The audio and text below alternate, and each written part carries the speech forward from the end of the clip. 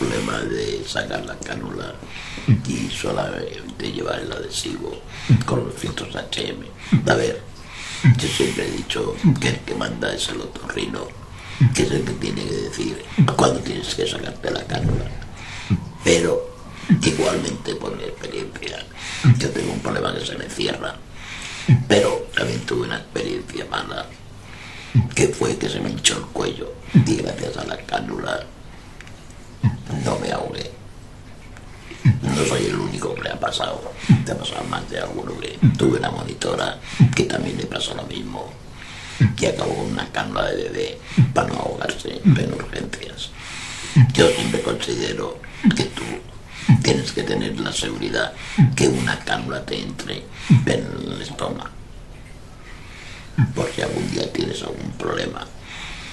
Como me dijo mi otorrino, aparte que yo para lo mejor podía empezar a abandonar la cánula, pero por la noche siempre, y repito, me lo dijo mi otorrino, siempre en la noche ponerte la cánula para que el estómago no se encoja. Porque también tuve otra experiencia de un compañero a los 3 años de no llevar cánula, no podía poner la cánula y tuvo que tener una pequeña cirugía para poder volver a poner la cánula. Yo siempre he aconsejado que la cánula no hay que abandonarla nunca, que te molesta la de plata, pues utiliza la de silicona, pero sobre todo no abandonarla, porque creo que muchos, cada vez es mucho más cómodo no llevar nada, como hay algunos que llevan el agujero al aire sin ninguna protección.